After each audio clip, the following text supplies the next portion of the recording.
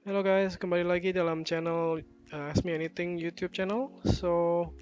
Dalam kali ini saya akan membahas mengenai adanya dampak dari virus corona yang merebak sejak tahun 2019 akhir ya, Desember 2019, dan dirasakan dampaknya itu sejak awal Maret 2020 di Indonesia.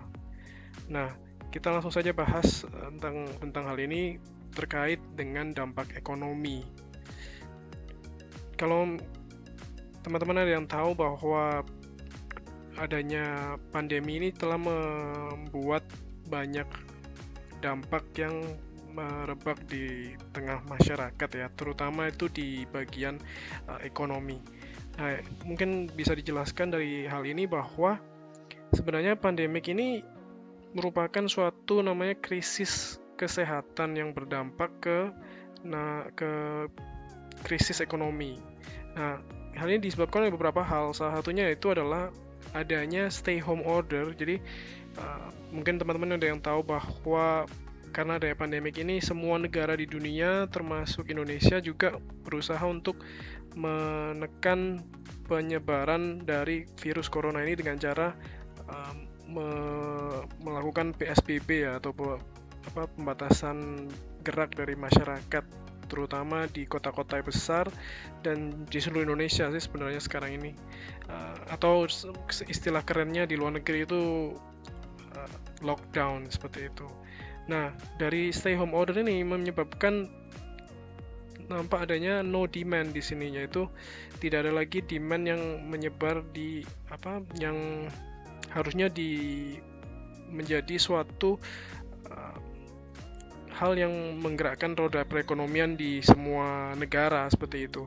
Nah, di sini baru kali ini, yaitu hari Senin kemarin, itu dikabarkan bahwa uh, terjadi penurunan dari harga minyak lagi, harga minyak dunia. Hal ini dikarenakan jumlah supply yang berasal dari negara-negara penghasil minyak seperti Arab Saudi dan Rusia, dan termasuk Indonesia dan Amerika Serikat juga, itu ternyata melebihi jumlah kapasitas tangki yang ada di dunia seperti itu. Jadi kalau misal kita ibaratkan semacam kayak bak air mandi, itu airnya yang berasal dari PDAM itu selalu masuk.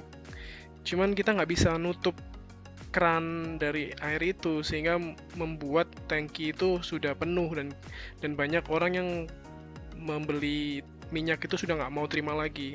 Sampai di hari ini itu harga minyak runtuh di bawah 0 US dollar, yaitu sampai minus 37 dolar, yaitu harga terendah dalam sejarah perekonomian di dunia ini. Sebentar lagi saya bahas lebih lanjut mengapa hal ini bisa mempengaruhi harga saham dan harga dan perekonomian di dunia secara lebih luas seperti itu. Yang pertama, kenapa ya harga minyak itu turun? Pertama kali, sebelum kita bahas tentang dampaknya dulu, kita bahas dulu kenapa sih harga minyak itu bisa turun. Lebih tepatnya itu diperdagangkan terakhir ya di angka minus 37,63 dolar Amerika Serikat. Yang pertama itu karena nggak ada demand, yaitu akibat dari virus corona ini. Jadi nggak ada orang yang pergi dan naik pesawat terbang dan melakukan, you know, kayak traveling seperti itu. Nah, itu yang menyebabkan nggak ada yang membutuhkan banyak sekali suplai minyak seperti itu. Yang kedua adalah adanya surplus dari minyak, produksi hasil minyak yang diakibatkan oleh perang antara Arab Saudi dan Rusia. Jadi kapan hari sempat kan teman-teman kalau mungkin ngikuti beritanya juga bahwa Arab Saudi itu tidak mau menghentikan membatasi produksi minyaknya, malah menggenjot dari produksi minyaknya, yang mengakibatkan terjadi penurunan harga minyak secara besar-besaran sampai 10-20% diskonnya kapan hari.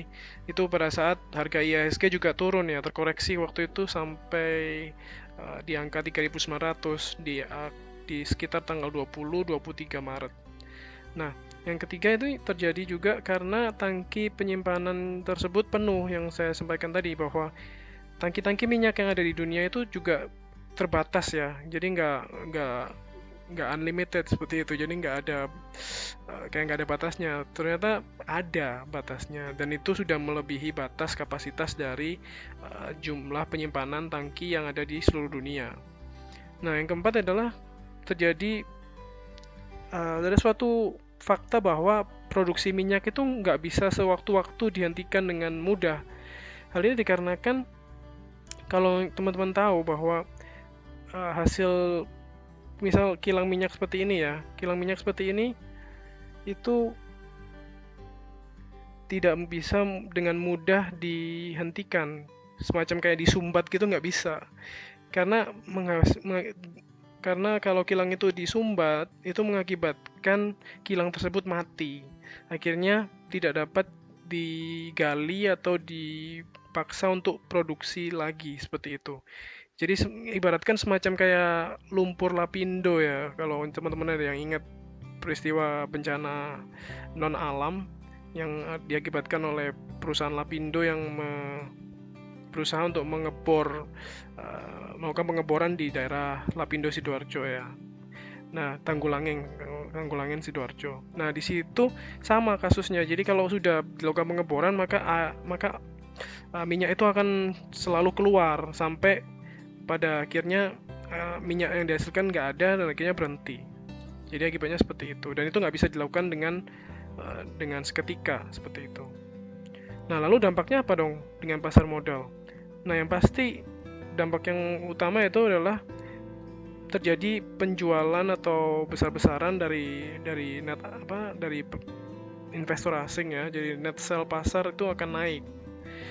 Hal ini diakibatkan karena banyak investor-investor yang ada di IHSG yang menanamkan modal di Indonesia itu berasal dari luar negeri. Dan ketika hal ini terjadi, maka mereka berusaha untuk meminimalisir risiko yang ada. Akibatnya mereka menarik semua dananya dan akhirnya menjual saham-saham mereka yang ada di IHSG. Yang kedua itu adalah ini akan berdampak dengan nilai tukar rupiah dan US dollar ya. Sampai hari ini sih masih belum terlihat efeknya karena mungkin masih 1-2 hari ya. Cuman kalau kedepannya 1 minggu atau 2 minggu, mungkin kalau hal ini masih belum teratasi, maka dampak signifikan akan terjadi. Jadi akibatnya US dollar akan naik ke angka 16.000 atau lebih. Terus kemudian terjadi penurunan dari yield obligasi, semacam SBN dan Sun. Itu sudah terjadi kapan hari, waktu bulan Maret ya, akhir bulan Maret itu banyak investor asing yang menjual SBN atau Sun-nya yang berjangka waktu 10-20 tahun. Dan yang terakhir adalah saham-saham dari big caps, blue chip itu akan turun karena masuk akal bahwa semua investor itu yang memiliki saham-saham blue chip atau big cap itu akan lebih mudah dijual ke pasar. Nah, kemudian apakah saat ini adalah saat yang tepat untuk membeli atau menjual saham? Kalau saran dari saya sih, mending ketimbang menjual atau membeli, lebih baik menunggu dan melihat situasi terlebih dahulu. Dan mungkin bisa dilihat titik untuk entry point-nya ya, untuk membelinya itu mungkin di harga IHSG di bawah sekitar 4.000. Karena pada saat waktu bulan lalu, bulan Maret, itu IHSG sudah menyentuh harga 3.900 ya. Jadi kemungkinan besar kalau kita bisa masuk di bawah 4.000, misal 3.900 mungkin lebih bagus. Yang ketiga adalah fokuslah pada saham-saham yang merupakan saham-saham blue chip. Karena seperti yang disebutkan oleh banyak analis bahwa saham-saham blue chip ini bisa dengan mudah untuk dijual kembali dan kenaikannya lebih cepat ya. Kenaikan untuk recovery-nya lebih cepat. Terus yang terakhir adalah fokus untuk membeli dan berusaha untuk tidak menjualnya ya, buy and hold sampai 2021 seperti yang diberikan yang disarankan oleh semua pakar di dunia bahwa COVID-19 ini, pandemi ini akan berakhir di tahun 2021